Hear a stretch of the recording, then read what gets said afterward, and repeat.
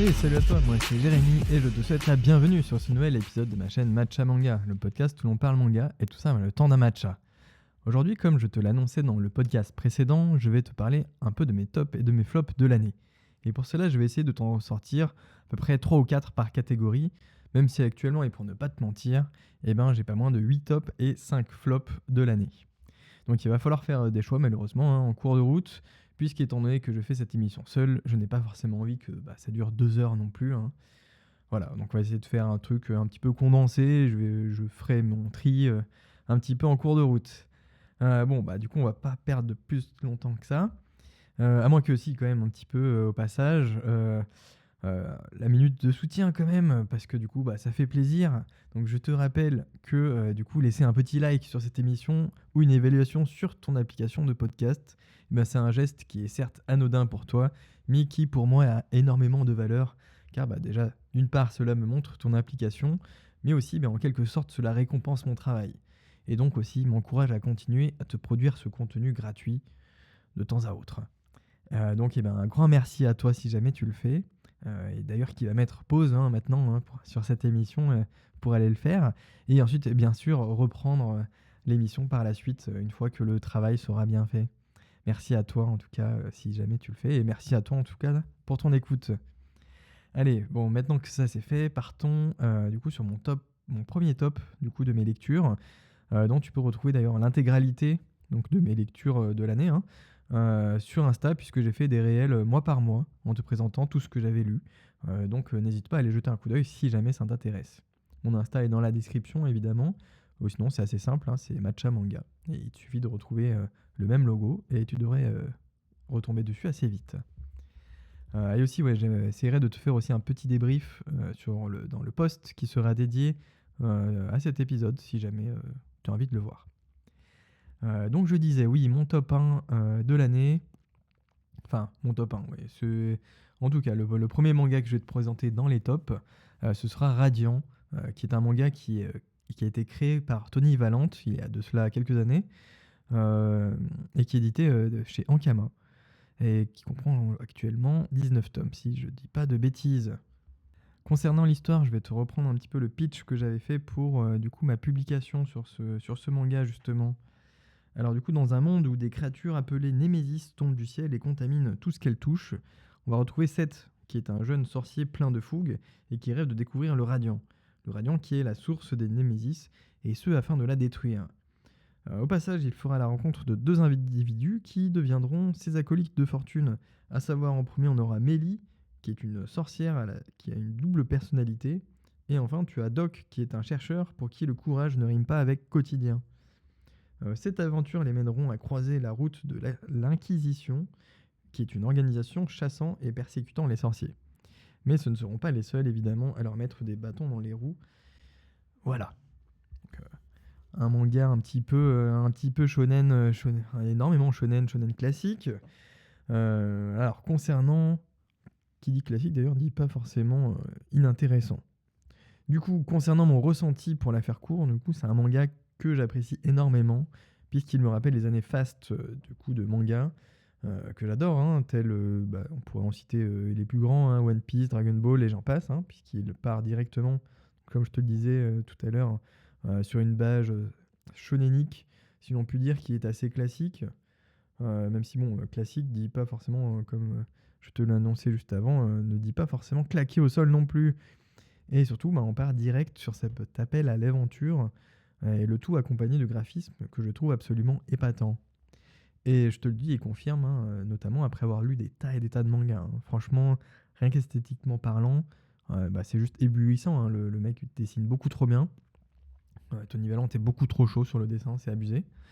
Surtout que, évidemment, tout va en s'améliorant avec le temps. Oui, puisque ça fait plus de 12 ans qu'il fait ça, donc forcément il a pris des pecs sur la route. Surtout que l'histoire, en vrai, elle est vraiment pas en reste. L'intrigue de départ, elle va prendre racine dès le début, vraiment, et va prendre évidemment en ampleur avec le temps. Et en vrai, du coup, encore au tome 18, on a encore des révélations, mais vraiment tout juste prêtes à chambouler du coup toute ta compréhension de l'histoire. Franchement, c'est le dernier tome, l'avant-dernier tome, du coup, c'était vraiment n'importe quoi. Le cliff de fin là et c'était what? Et là tu fais putain, je vais devoir attendre 1 an pour lire la suite. Et bah ouais, c'est un peu je vais dire le souci. Non, c'est ce qui est beau aussi avec le manga français, c'est que bon, les personnes se débrouillent avec les moyens du bord et font leur maximum. Mais bon, ouais, comme le tome 18, ouais, c'était vraiment n'importe quoi. Et le tome 19, forcément, te donne pas mal de clés de compréhension. Mais ouais, il y a vraiment un univers tellement vaste qu'il a introduit au fur et à mesure. C'est vraiment très plaisant à suivre. Et le tout, bah, du coup, avec énormément de mise en place. Hein. C'est avec cet univers qui est aussi vaste, complexe, intéressant. Bref, bah, du coup, tous les éléments, en vrai, pour moi, sont présents dans ce que je trouve un énorme banger, hein, qui est vraiment radiant, que j'ai découvert très tard. Mais bon, mieux vaut tard que jamais, comme on dit. Passons maintenant au second manga, qui sera pas forcément un manga ni deux mangas, mais plutôt, je triche un petit peu, hein, mais du coup, je vais dire que un de mes tops de l'année, c'est vraiment la découverte de cet incroyable virtuose qui est Keigo Shinzo. Donc Keigo Shinzo, c'est l'auteur d'Irai Yasumi, de Mauvaises Herbes, donc je viens juste de faire une fiche de lecture sur mon compte Insta, ou encore de pas mal d'œuvres comme Tokyo Alien Bros, Le Jour du Typhon, et j'en passe. Il a fait beaucoup de choses. Donc oui, forcément, ouais, je triche un petit peu, mais bon, en vrai, je trouve que c'était un peu difficile de mettre en avant vraiment une de ses œuvres, puisqu'en soi, bah, j'adore absolument tout ce qu'il fait, parce que je les ai vraiment poncés cette année, j'ai vraiment tout acheté d'un coup. Euh, c'était un très bon, très bon moment. Bref. Donc ouais, ce que j'aime bien dans son travail, c'est vraiment du coup ces dessins qui sont assez ronds, qui sont assez simples, mais qui sont généreux, avec soit un souci du détail, hein, qui est au rendez-vous, mais plus généralement, en vrai, ce qui retient souvent notre attention, je trouve, sont vraiment les doubles pages, qui sont un petit peu en mode photographie de l'instant présent, aussi un petit peu en mode point de vue, hein, si tu vois un petit peu ce que je veux dire. C'est vraiment des doubles pages qui n'ont souvent pas besoin de mots, hein, ni de rien d'autre pour nous toucher en plein cœur et faire passer aussi le message de l'auteur. C'est vraiment des choses, t'arrives, tu vois la double page, tu peux prendre ton temps, regarder vraiment tout ce qui se passe dedans. Et il se passe énormément de choses souvent. Et ouais, franchement, c'est juste beau et waouh, quoi, j'ai envie de dire. Et ouais, franchement, même quand je suis en train d'en parler, là, j'ai directement des scènes de Summer of Love, qui est un de ses one-shots, ou encore d'Iraya Sumi, où il y a pas mal de ces doubles pages, justement, ou ces moments là où tu pourrais vraiment avoir le temps qui est un petit peu suspendu, limite, hein, pour laisser place aux acteurs que sont les personnages. Et ouais, tu les vois, ils font des. Bah, c'est souvent assez simple, ouais, dans la mise en page, on va dire. Mais c'est tellement efficace, il dessine tellement bien, ce mec. Et franchement, toutes ces œuvres vraiment m'ont vraiment touché, avec souvent cette nostalgie poignante, hein, qui va nous mettre une bonne grosse tarte dans la tête, juste pour en mode ouais. Bon frérot, ok, mais en vrai, qu'est-ce que tu fais là, un petit peu à lire ton manga là? Ce serait pas un peu mieux de vivre ta meilleure vie, hein, en ce moment? Fais quelque chose. Pose ce manga, va vivre des trucs extraordinaires. C'est un petit peu la sensation que j'ai parfois quand je lis ces œuvres. Et vraiment, ouais, je recommande absolument toutes ces œuvres à qui est un tant soit peu curieux de découvrir, bah, que ce soit une nouvelle piste de lecture, un nouvel auteur, ou juste se faire kiffer 5 minutes, enfin 5 minutes, quelques temps, voilà. Parce que du coup, il y a pas mal de one-shot, donc en vrai, c'est pas mal, enfin, t'as pas un gros investissement à faire, en termes d'argent, soit en termes de temps. Donc tu peux juste prendre un one-shot, par exemple le jour du typhon, ou Summer of Love, et kiffer, voilà. Ensuite, comment ne pas citer ma lecture d'Aishil 21, hein, forcément, dans ce top de l'année.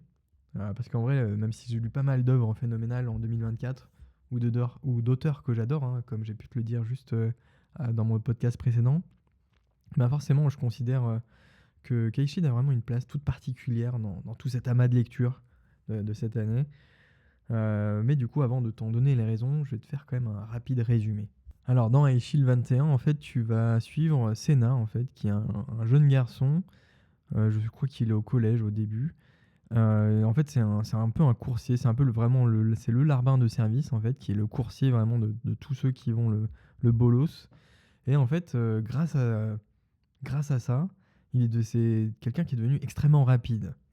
Et à un moment, il va décider de tourner un petit peu la page et de dire bon bah vas-y j'en ai marre un petit peu, je vais changer de vie. Et il va décider de rentrer dans un club de football américain. Et sauf que ce qui va se passer, c'est que du coup le mec qui va le recruter va vite s'apercevoir de cette capacité incroyable qu'il a de courir avec un jeu de jambes absolument hors du commun. Et il va se dire vas-y, tu sais quoi, je te prends sous mon aile et on va essayer de faire des trucs de dingue dans l'équipe que j'ai construite. Parce qu'au début, ils sont trois, hein, si je ne m'abuse, même ils sont que deux, si ma mémoire est bonne. Du coup, avec lui, ça fait trois, et ils vont essayer de recruter tous les autres joueurs manquants, histoire de former une équipe. Et parce que du coup, le petit souci, ou l'échéance en tout cas, c'est que du coup, le début du championnat interlycéen débute tout juste demain, donc dans 24 heures. Et donc, il va être obligé de former un petit peu toutes les recrues et déjà de les trouver, de les former en très peu de temps avant de faire leur équipe et d'essayer de se battre pour atteindre la finale, évidemment. Et du coup, pourquoi j'ai autant aimé Aishil 21? En gros, la raison est assez simple, hein, parce que du coup, bien que je connaisse absolument rien au foot américain, j'ai été absolument et entièrement embarqué avec Senna dans son improbable ascension, hein, si on peut dire, dans ce sport. Et du coup, c'est pas compliqué, hein, puisque du coup, à la fin de chaque tome, je n'avais qu'une seule envie, c'était de foncer à Decathlon pour aller m'acheter un ballon. Et enfin, après, du coup, pour balancer des grands missiles de part et d'autre du terrain. Alors franchement, c'était vraiment addictif, à tel point que je les ai torpillés, les Shield 21 cet été. J'ai vraiment lu à la chaîne, c'était vraiment beaucoup trop bien. Et franchement, ouais, il y a vraiment trop de passion dans ce récit. Qui a même réussi d'ailleurs à faire du foot US, un sport du coup pas chiant à suivre, hein, parce qu'en vrai c'est extrêmement lent un match de foot US, quand se reconnaîtront les amateurs de Super Bowl, évidemment. Alors que là, du coup c'est rapide, c'est punchy. L'auteur aussi arrive à vulgariser les règles qui sont vraiment très complexes, hein, du football américain, et ce de façon à ce que l'on comprenne tout, mais au fur et à mesure des matchs, hein. On ne nous donne pas tout d'un coup, c'est vraiment, on nous distille un petit peu les connaissances au fur et à mesure, comme ça on les assimile bien. Et tout ça avec un visuel à toute épreuve, hein, puisque c'est c'est le dessinateur de One Punch Man. Je me rappelle plus son prénom là tout de suite maintenant. Je vais dire c'est Murata, mais je suis pas sûr. Faudrait que je vérifie. Bref, bon, c'est pas très grave. On va dire c'est Murata, il me semble que c'est soit l'un soit l'autre. Et, ouais, il dessine beaucoup trop bien, hein. Franchement, ce mec a vraiment de l'or dans les mains. Et c'est extrêmement beau à regarder. Et ça fait plaisir. En bref, du coup, ouais, vraiment une sacrée belle découverte que j'avais dans ma liste d'envie depuis un sacré bout de temps. Et que je suis content d'avoir enfin validé cet été. Je pense d'ailleurs qu'il est possible, très certainement, que j'en parlerai prochainement, du coup, soit dans une fiche de lecture, soit sur un podcast dédié du coup à Ishii 21. Podcast qui sera fait en binôme, très sympa, très certainement. Donc clin d'œil à Podcast Manga, si tu m'écoutes, vas-y, let's go, on fait une petite émission là-dessus. Ça pourrait être super sympa. Enfin, allez, quatrième autre lecture forte de l'année. Je vais parler évidemment de Monster de Naoki Urasawa. Cette fois-ci, j'ai noté le nom. Monster qui est un chef-d'œuvre absolu d'écriture et de mise en scène. Parce que pour le coup, je n'ai, je pense, jamais lu de thriller aussi haletant. Peut-être excepté Death Note sur la première partie, certainement. Mais ouais, franchement, pour moi, c'est vraiment une chose qui est sûre, c'est qu'il rejoint directement mon top manga ever. Je sais pas si ça rentre forcément dans mon top 10, parce que j'ai un affect tout récent pour cette œuvre. Donc j'ai pas forcément de nostalgie qui impacte évidemment mon top 10. Mais ouais, ça rentre easy dans un top 20, voire même top 15. Alors côté résumé, je vais aussi te reprendre celui que j'avais fait, hein, sur Instagram, sur la fiche de lecture de Monster, tout simplement. Alors on aura Kenzo Tenma, qui est un neurochirurgien exceptionnel, destiné à une carrière prometteuse, qui est reconnu aussi pour son expertise, et qui est fiancé à la fille unique du directeur de l'hôpital. Donc ça, c'est Tenma.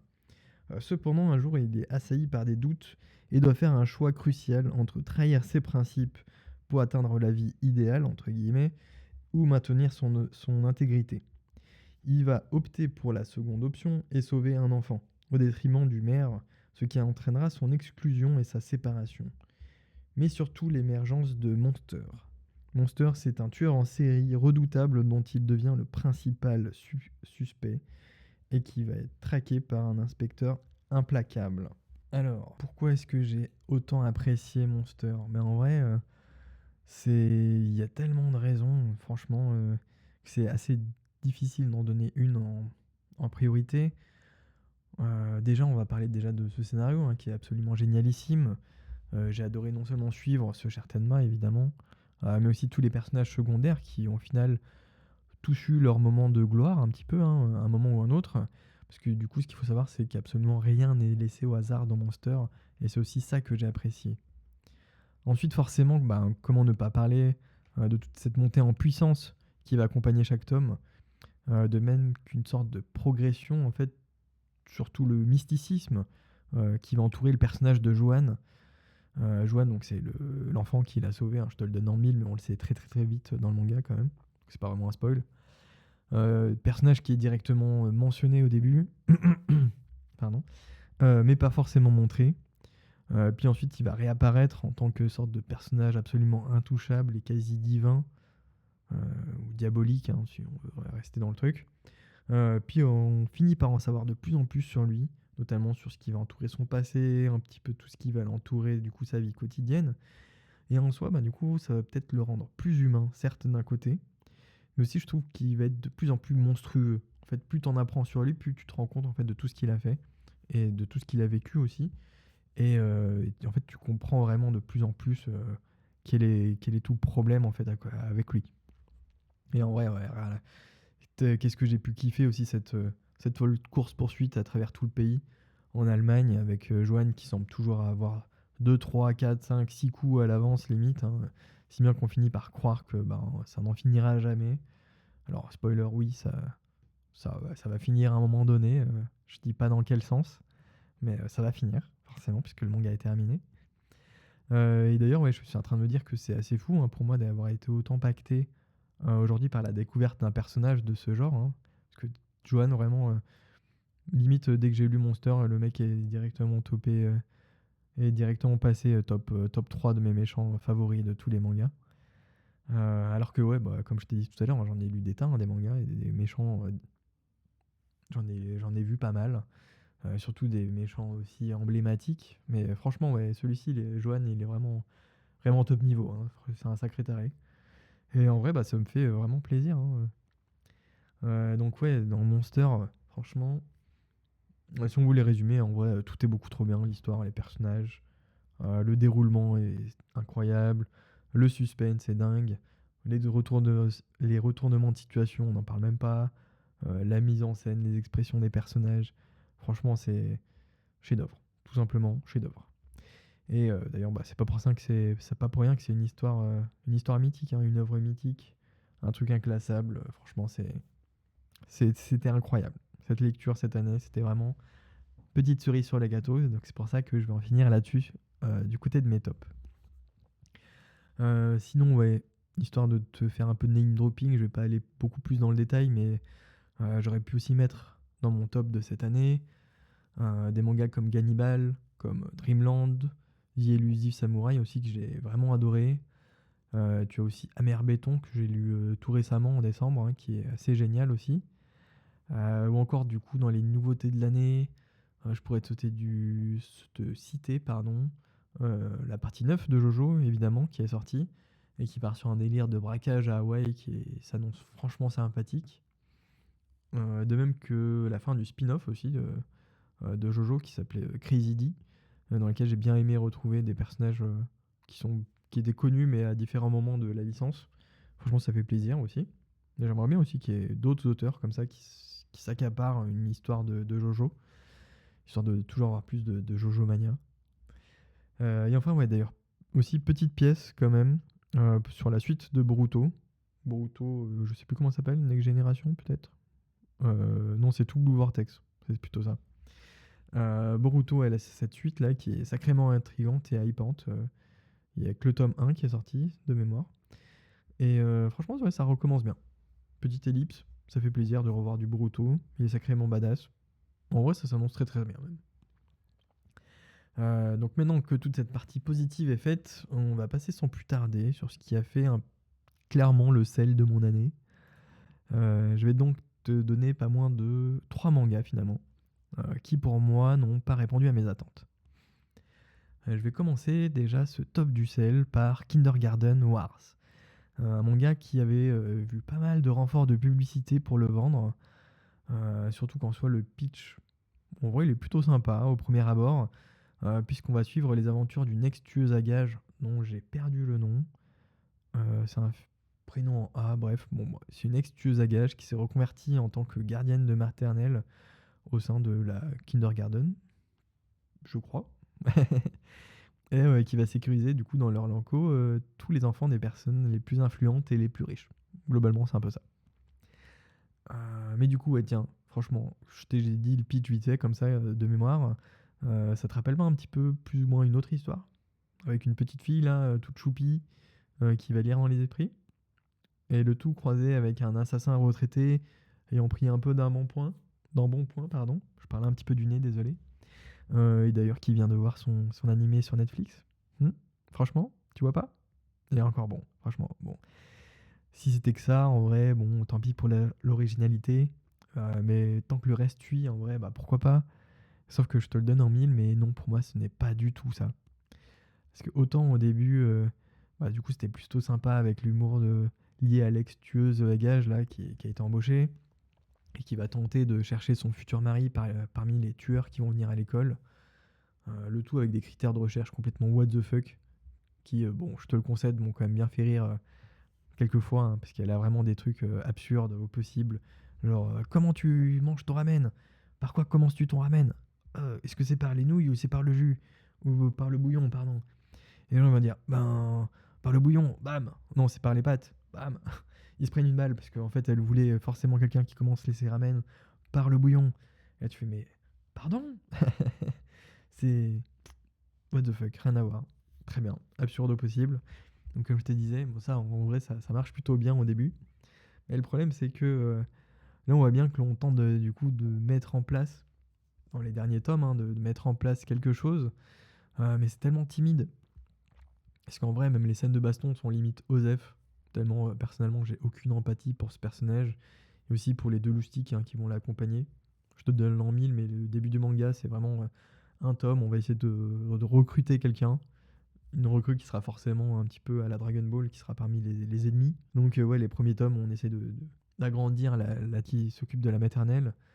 Et après, bon, ils vont... Enfin, de la garderie, ouais, je sais même plus ce que c'est. Bref. Et ouais, là, tout récemment, ils vont essayer de développer un peu de scénario, mais c'est tellement loin, hein, franchement.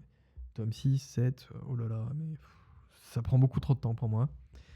Et bon, certes, l'humour est encore là, toujours à ce point-là, au tome 6, hein, mais je trouve qu'il s'essouffle vraiment vite, puisqu'on est toujours sur les mêmes blagues, les mêmes trucs, et ça se peine clairement à se renouveler. Donc en vrai, j'en attendais pas grand-chose de ce manga, et même si j'en attendais pas grand-chose, et ben j'en suis quand même déçu.